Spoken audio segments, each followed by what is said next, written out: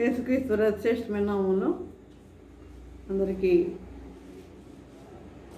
శుభాలు తెలియజేస్తాను. ప్రియులారా అందరూ బాగున్నారు కదా. ఈరోజు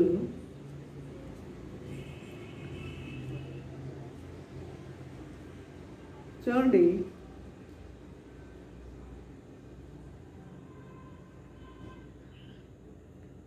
మనుషులు పైరూపాన్ని చూస్తారు కదా.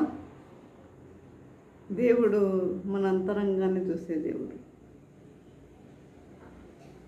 మన అంతరంగాన్ని చూసే దేవుడు. మనుషులైతే పైరూపాన్ని చూసి ఇష్టపడతారు, కానీ దేవుడు మన అంతరంగాన్ని చూసి మనల్ని ఇష్టపడేవాడిగా ఉన్నాడు.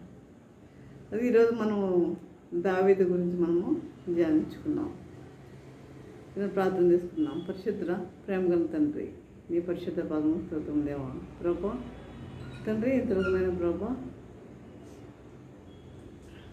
సజీవుల లెక్కలంతున్న విధానం పెట్టినా మీకు వందనం తెలియజేసుకుంటున్నాం. ప్రభా తండ్రి,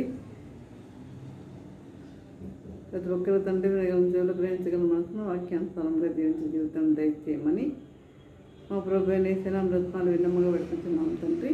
ఆమె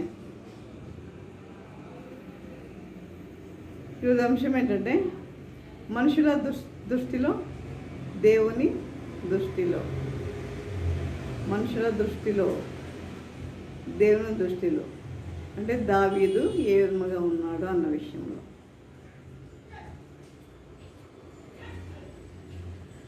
చూడండి, దావీదు యొక్క తండ్రి పేరు ఏంటంటే యెషయా. దావీదు యొక్క తండ్రి పేరు. అతనికి 7 కుమారులు, ఆయనకి 7 కుమారులు. కొంతమందిని కుమారులు కొంతమందిని సౌలురాజు సైన్యంలో పెట్టాడు. మరి ఆఖరివాడు కడసారివాడు ఆయన దావీదును గొర్రెలు మేపడానికి పెట్టినట్లుగా మనం చూస్తాం.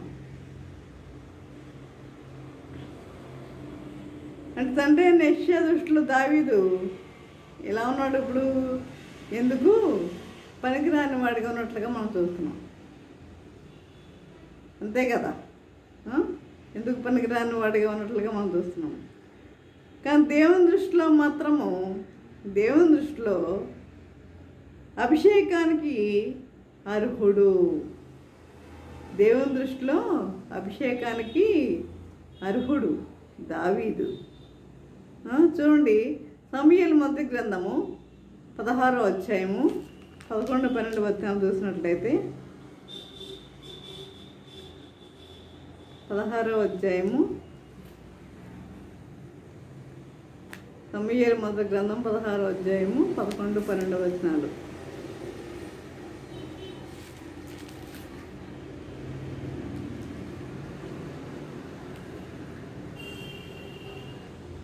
సమూయేలు ప్రవక్త యెషయా దగ్గరికి వచ్చాడు. అంటే వాళ్ళలో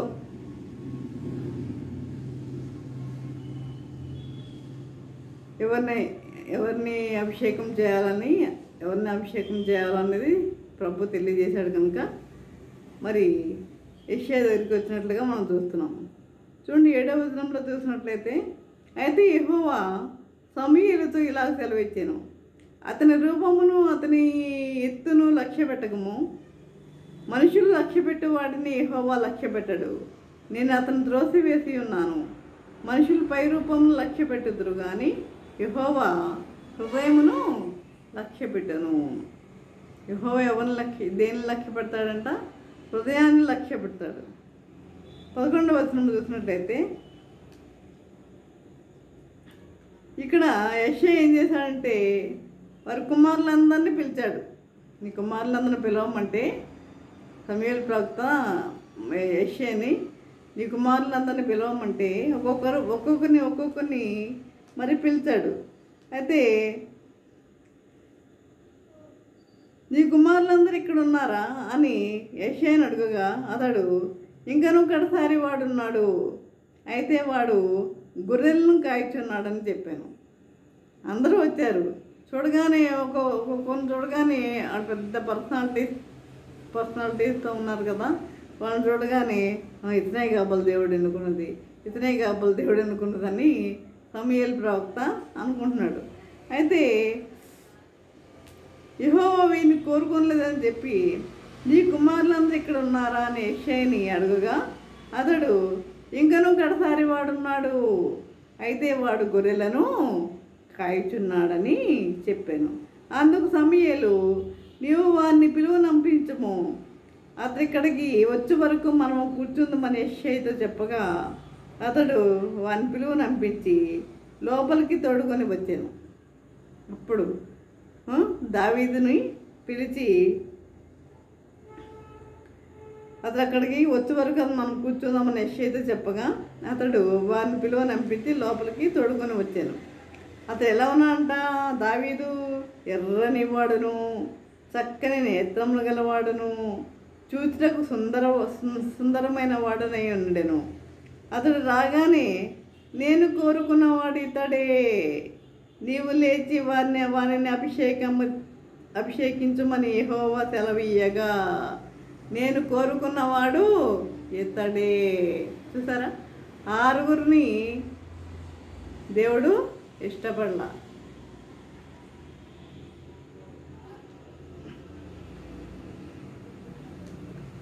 ఇతడే నీవు లేచి వారిని అభిషేకించమని యెహోవా సెలవీయగా సమూయేలు తైలపు కొమ్మును తీసి వారి సహోదరులు ఎదుట వారిని అభిషేకం చేసెను.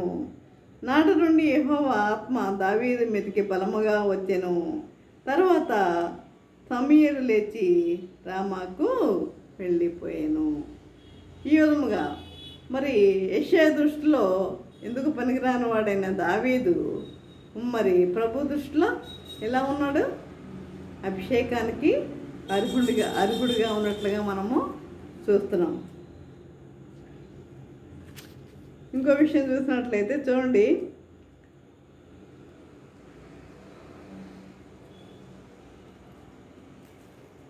యెషయా దృష్టిలో దావీదు కడసారి కుమారుడే. 7 కుమారులు అని చెప్పాను కదా, కడసారి కుమారుడు. కానీ దేవుని దృష్టిలో రాజ్య అధికారానికి అర్హుడు.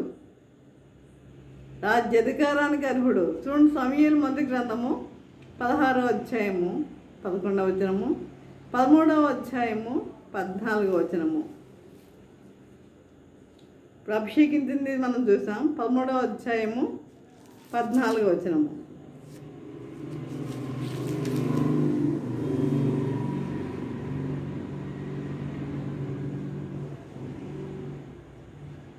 యెహోవా తన చిత్తానుసారమైన మనసు గల ఒకరిని కనుగొని ఉన్నాడు. నీకు ఆజ్ఞాపించిన దాన్ని నీవు గైకొనకపోతేవి గనుక యెహోవా తన జనుల మీద అతనిని అధిపతిగా నియమించును. 13వ వచనంలో అందుకు సమూయేలు ఇట్లా నేను నీ దేవుడని యెహోవా నీకిచ్చిన ఆజ్ఞను గైకొనగా నీవు అవివేకపు పని చేసేటివి. ఎవరు? సౌలు రాజు చెప్పిన మాట వెళ్ళలేదు. అమాలేకీలందరినీ వారినందరిని వధించమని చెప్తే కొంతమందిని తీసుకుని వచ్చాడు. అంటే దేవుడిచ్చిన ఆజ్ఞ మీరినట్లుగా ఉంటే మనం చూస్తున్నాం. కాబట్టి అందుకు సమూయేలు ఇట్లా నేను నీ దేవుడైన యెహోవా నీకు ఇచ్చిన ఆజ్ఞను గైకొనక నీవు అవివేక పని చేసేటివి. నీ రాజ్యముకు ఇశ్రాయేలు మీద సదాకాలము స్థిరపరచుటకు యెహోవా తలచి ఉండెను. అయితే నీ రాజ్యము నిలవదు. కాబట్టి యెహోవా తన చిత్తానుసారమైన మనసు గల యొక్కనైనా కనుగొని ఉన్నాడు. సమూయేలు ప్రవక్త సౌలు రాజుతో చెప్తున్నాడు, తన చిత్తానుసారమైన మనసు గల ఒకరిని కనుగొన్నాడు. నీకు ఆజ్ఞాపించిన దాన్ని నీవు గైకొనకపోతేవి కనుక యెహోవా తన జనుల మీద అతనిని అధిపతినిగా నియమించెను. తన జనుల మీద అధిపతిగా నియమించాడు. అదే అంటే అభిషేకానికి అర్హుడయ్యాడు దావీదు. జనుల మీద అధికారానికి అర్హుడైనట్లుగా మనము చూస్తున్నాము. ఇంక చూసినట్లయితే చూడండి, సమూయేలు మొదటి గ్రంథం 17వ అధ్యాయము 42వ వచనం చూసినట్లయితే,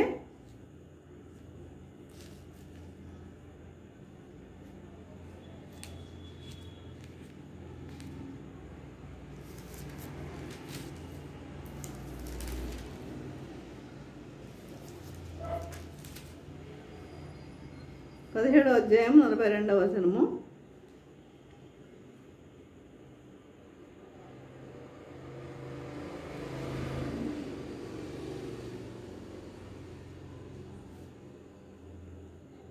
ముప్పై 38 చూద్దాం.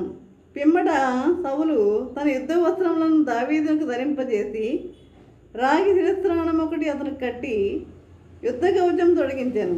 ఈ సామాగ్రి దావీదులకు వాడగలేదు గనక తాను తొడిగిన వాటిపైన కత్తి కట్టుకొని వెళ్ళగలిగినది లేనిది చూసుకున్న తర్వాత దావీదు, ఇవి నాకు వాడగలేదు, వీటితో నేను వెళ్ళలేని సౌలుతో చెప్పి వాటిని తీసివేసి తన కర్ర చేత పట్టుకుని ఏటిలోయలో నుండి 5 నున్నరాళ్ళను ఏరుకొని తన యొద్దనున్న చిక్కమ్మలో నుంచుకొని వడిసెల చేత పట్టుకొని ఆ ఫిలిష్తీని చేరువకు పోయాను. అంటే ఇక్కడ గొలియాతు దృష్టిలో ఈ దావీదు ఎలా ఉన్నాడంటే బాలుడే కానీ దేవుని దృష్టిలో యుద్ధ వీరుడు.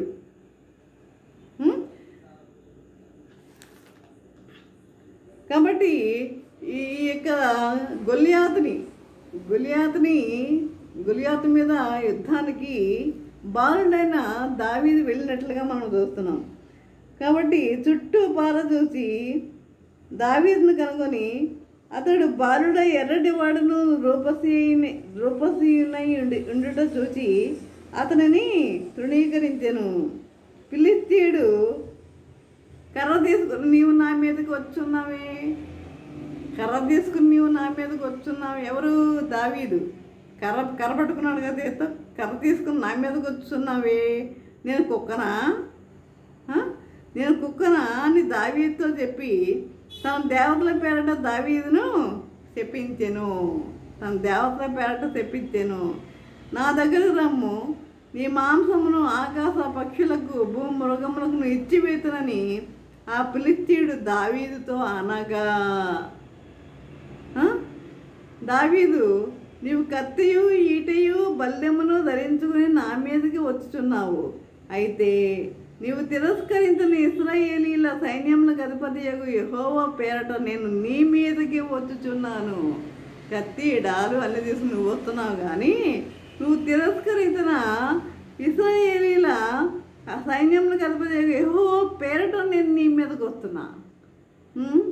ఈ దినమున యెహోవా నిన్ను నా చేతికి అప్పగించును, నేను నిన్ను చంపి నీ తల తెగవేతును. ఇశ్రాయేలులో దేవుడు ఉన్నాడని లోక నివాసులందరూ తెలుసుకున్నట్లు నేను ఈ దినమున ఫిలిష్తీయుల యొక్క కళేబరములను ఆకాశ పక్షులకును భూమృగములకు ఇత్తును. అప్పుడు యెహోవా కత్తి చేతను ఈటి చేతను రక్షించేవాడు కాడని ఈ దండు వారందరూ తెలుసుకుందరు.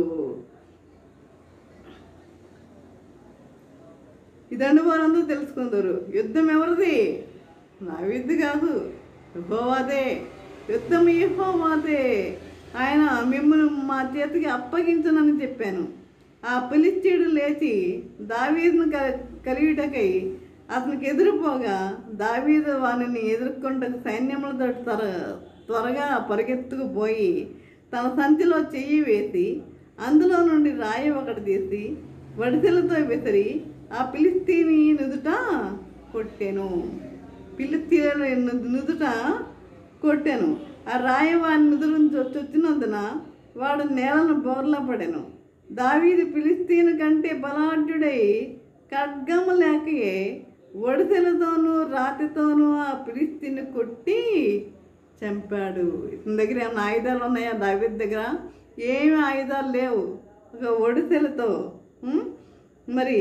వడిసెలతోనూ రాతితోనూ ఆ ఫిలిష్తీయుని కొట్టి చంపాను. వాడు బోర్లా పడగా దావీదు పరిగెత్తిపోయి ఫిలిష్తీయుని మీద నిల్చుండి వాని కత్తి వరదూసి దానితో వాని చంపి వాని తలను తెగవేశాను. ఫిలిష్తీయులు తమ సూర్యుడు చచ్చుడు చూచి పారిపోయిరి. కాబట్టి ప్రియులారా, ఇప్పుడు గొలియాతు దృష్టిలో దావీదు ఎవరు? చిన్న బాలుడు, చిన్నవాడే కదా అనుకుంటున్నాడు. కానీ దేవుని దృష్టిలో ఎవరు? యుద్ధ వీరుడు. దేవుని దృష్టిలో యుద్ధ వీరుడు. అదేవిధంగా చూడండి, సమూయేలు మొదటి గ్రంథము 24వ అధ్యాయము 16వ వచనం చూసినట్లయితే, సమూయేలు మొదటి గ్రంథం 24వ అధ్యాయము 16వ వచనం.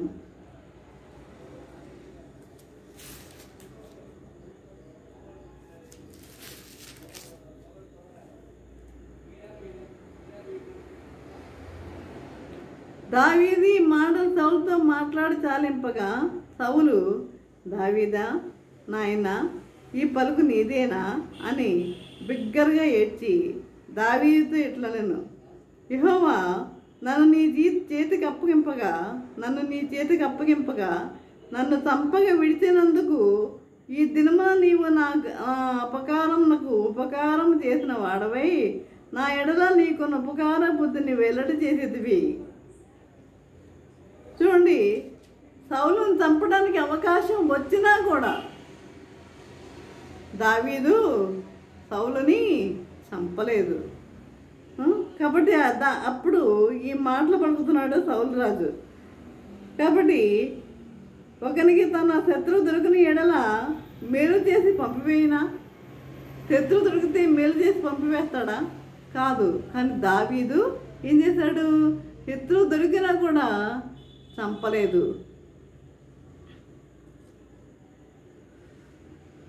ఒకనికి తన శత్రువు దొరికిన ఎడల మేలు చేసి పంపివేయినా? ఈ దినమున నీవు నాకు చేసిన దాన్ని బట్టి యెహోవా ప్రతిగా నీకు మేలు చేయనుగాక. నిశ్చయంగా నీవు రాజవగుదువనియు ఇశ్రాయేలీయుల రాజ్యం నీకు స్థిరపరచబడననియు నాకు తెలియను. కాబట్టి నా తరువాత నా సంతతి వారిని నీవు నిర్మూలం చేయకుండానట్లును, నా తండ్రి ఇంటిలో నుండి నా పేరు నీవు కొట్టివేయకుండానట్లును యెహోవా నామమున నాకు ప్రమాణము చేయము. నా తర్వాత నా సంతతి వారికి ఏమి మేలు వారిని నిర్మూలం చేయకుండానట్లును నాకు ప్రమాణం చేయము అంటున్నాడు. అందరు దావీదు సౌలునకు ప్రమాణం చేశాను. అప్పుడు సౌలు ఇంటికి తిరిగి వచ్చాను. అయితే దావీదు అతని జనులను తన కొండ స్థలములకు పోయిరి. అంటే ఇక్కడ సౌలు దృష్టిలో దావీదు ఒక శత్రువు. చంపడానికి సమయం వచ్చినా, అవకాశం వచ్చినా కూడా ఏం చేశాడు దావీదు? చంపాడా? చంపలేదు.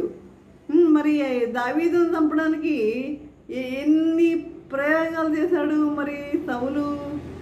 మరి దావీదు మాత్రము శత్రువు తన ఉన్న గుహ ముందు నిద్రపోతున్నా కూడా చంపలేదు ప్రియులారా. కాబట్టి సౌలు దృష్టిలో దావీదు ఒక శత్రువు, కానీ దేవుని దృష్టిలో ఆజ్ఞలకు విధేయుడు.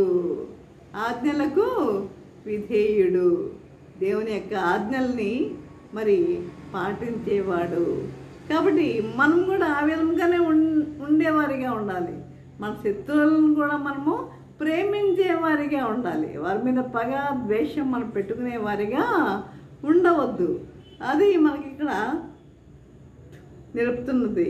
కాబట్టి ఇంకొకటి చెప్పి నేను ముగిస్తా. చూడండి, సమూయేలు మొదటి గ్రంథము 1 సమూయేలు 24వ అధ్యాయము 6వ వచనము చూసినట్లయితే, సమూయేలు మొదటి గ్రంథము 26వ అధ్యాయము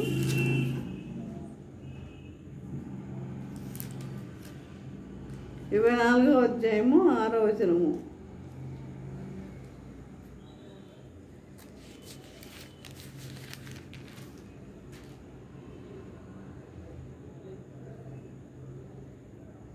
చూడండి,